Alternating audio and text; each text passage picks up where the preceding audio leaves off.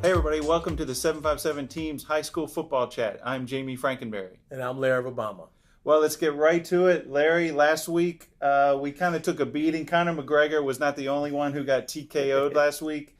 Some of us were 500, others were not 500, but the first week is always the most difficult when you're trying to predict high school football scores. It's early. It's a long season. That's what the coaches say all the time. You got a long season, so that was nothing. It's a marathon, not a sprint. So we'll do better this week.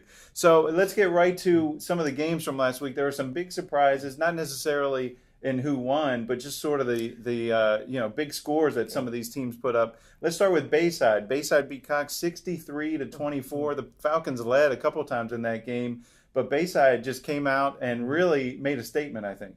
I think they did. I think they read some of the things that we wrote, our predictions and previews, and they said, hey, we're going to show you we can play. I was really surprised because I heard that Cox was up. We were at the other game, 17-7, and when I heard the final score, I was like, wait, hold up, that's got to be a mistake. Maybe they moved the numbers around, but that's a great win for Bayside. As we said earlier, they lost a lot of different talent to transfers and things, but Coach John White has his team ready to play, and it's going to be interesting to see how they do the rest of the season as well. Yeah, I think, we weren't surprised that they won, even though we didn't predict them to win, but just sort of the margin of victory was really impressive. Also, another team that put up 60-plus points was Ocean Lakes. They beat Kellum 62-7, and Ocean Lakes with Tyler Browning at running back, they look like they're ready to be a contender in the Beach District. What Coach Joe Jones has always said, I just needed 1 year. He got that 1 year in now. He begins the second year there. He's got his formula, his plan in there. So it'll be interesting to see what they do the rest of the season. But that was a huge win for them, so they can score some points.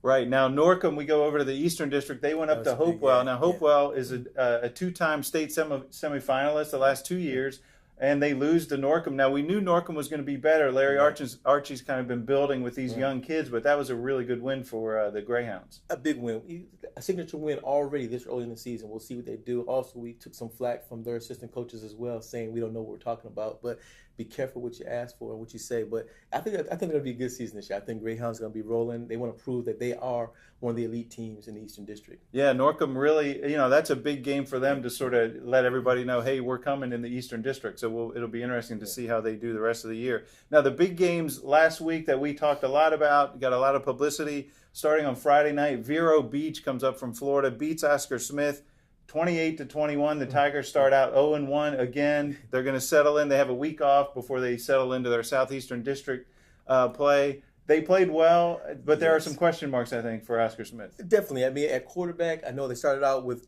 Cameron Kelly. He played for a quarter, and then, he looked like he was a little tired. And he came out, and then they threw in Dominique Brooks. And he looked good. I mean, he struggled in the first half. Second half, they started to get things rolling. They looked pretty good. D'Angelo White had a pretty good game. He scored 2 touchdowns. He played well. Now we'll see. The defense was the key. I mean, Keyshawn Artis, he's the middleman right there, and the defense is going to be the key for them in the season.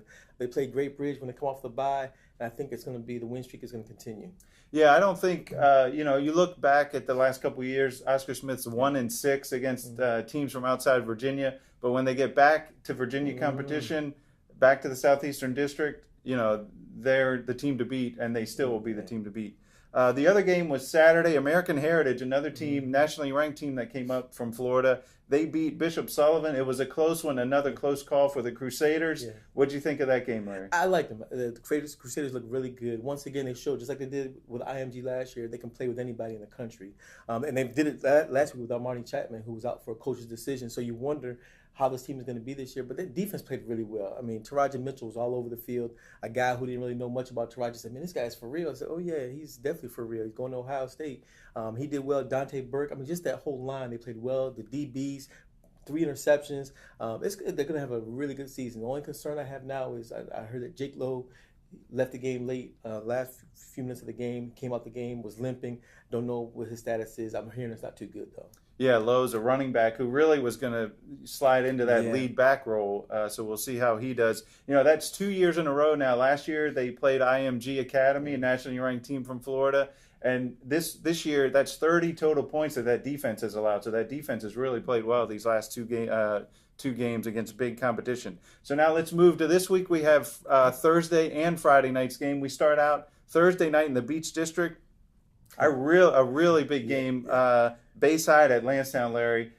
This one should be a good one. It should be a really good one. Landstown was able to beat Green Run last week 28-14, but it was only 14-14 at the half. So that either means is Green Run that much better, or did Landstown was just maybe a slow start. Now we'll see what Landstown's made of. They're going to have a home game against Bayside. Bayside's coming in there fired up. Two great coaches, Tommy Reeman and John White. So it should be a nice battle. And the key, though, from what I understand, I know that they had a couple players that were ejected from the game. So it's key if those players play. If they don't play, then again, Bayside, do they have the depth to be able to fill that up? Yeah, that's right. And Landstown had 5 sacks in the second half last week against Green Run. That really made the difference. So that defense looks really strong. Now, over in the Southeastern District, 2 teams playing season openers in Chesapeake, Deep Creek at Grassfield. We've heard a lot of good things about Deep Creek. We'll see Andre Twine and his coaching debut. Grassfield has some question marks, so this game could be interesting. It should be a real interesting game. I know Grassfield, as we said, had lost a lot of players over the last 2 seasons. And Deep Creek with Andre Twine, I mean, he's a guy who did it on the JV level, and now he's on the varsity level. We'll see what he can do. I mean, he turned that program around. They only lost 1 game last year, as you said, on JV, and that was Oscar Smith. So we'll see what he does now in his debut. Yeah, that game is Thursday at Grassfield. We stay, this one in Chesapeake, it's in Norfolk actually, at Norview, Indian River. The Braves are opening. Norview lost to a tough Northeastern team from North Carolina. What do you expect in that one, Larry? Well, we know that Lake Taylor played Northeastern tough last year as well, so we know that Northeastern is good. Now, Norview's got a game underneath their belt. We'll see what they do. Indian River, they're going to be ready. I mean, it's a young team again, but they're always, they're going to be ready. We know they'll be ready. Yeah, Indian River has some holes to fill from last year. They had some big-time recruits that moved on to college. We'll see how they do in their opener.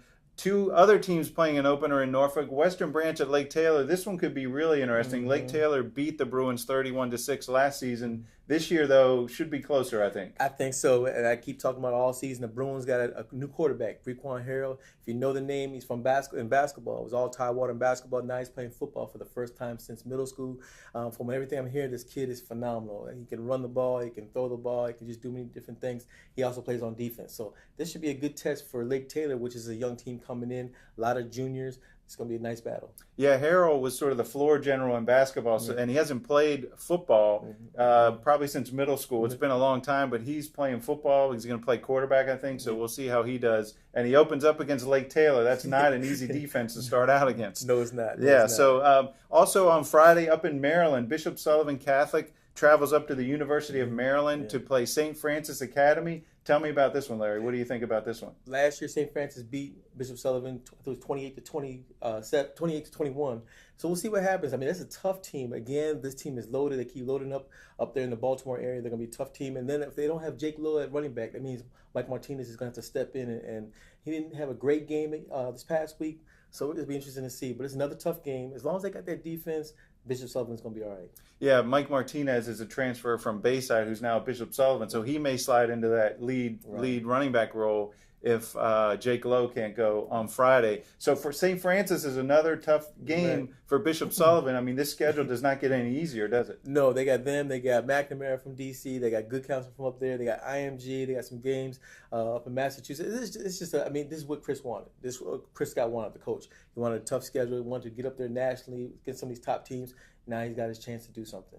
Well, we'll see how the Crusaders do on the road. You can check out all of our predictions. Maybe they'll be better this week. Let's hope so. I hope so. You can check them out Thursday in the Virginian-Pilot or at 757Teamz.com since we have Thursday games. Of course, join us during all the games for our live scoreboard at 757Teamz.com and on Twitter at 757Teamz. Thanks for joining us, everybody.